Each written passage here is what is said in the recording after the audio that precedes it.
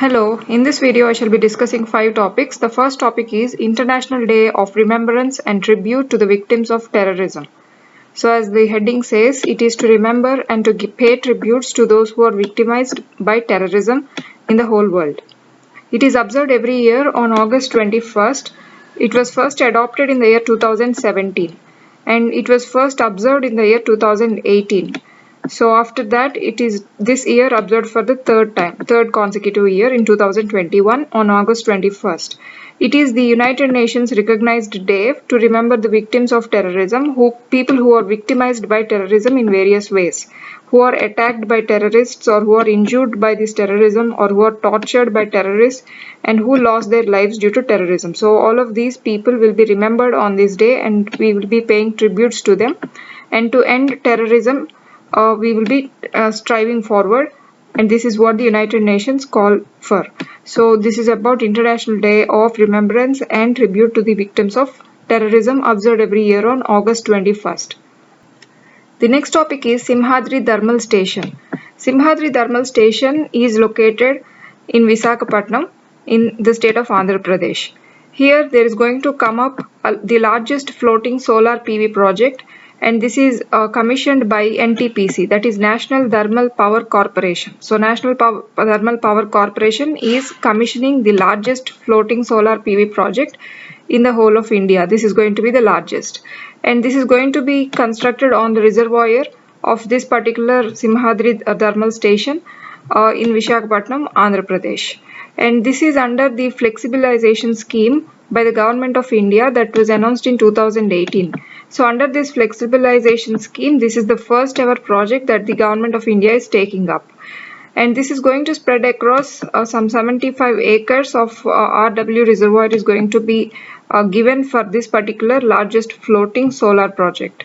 And more than 1 lakh solar PV modules are going to be set up there to produce electricity. And this is going to be the largest setup so far in India about solar modules. And this is going to come up in Andhra Pradesh, Visakhapatnam. The next topic is Ubarte Sitare Fund. Ubarte Sitare Fund is recently announced on August 21st, 2021 by the Ministry of Finance. This is to encourage the export-oriented firms in India. Those firms or companies that are oriented towards exporting things. And this is also going to help startups that are oriented towards exporting things. This is done by two helping hands for providing this fund, that is by SIDBI and Exim Bank. So the two financial assistants for this particular fund are SIDBI and Exim Bank. The support is going to be a structured support. It is not just going to be the financial support to these firms and startups, but it is also going to be an advisory support.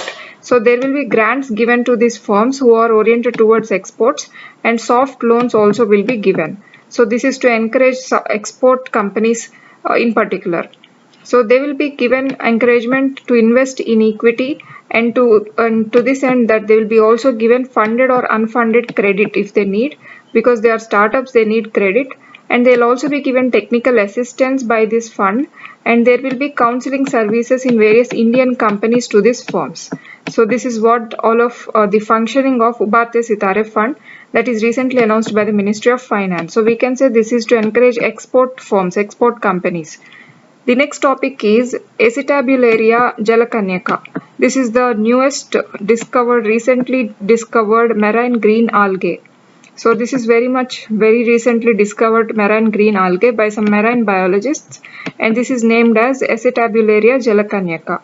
The name is given because it is one gigantic cell algae with just one nucleus. So this is the making of it.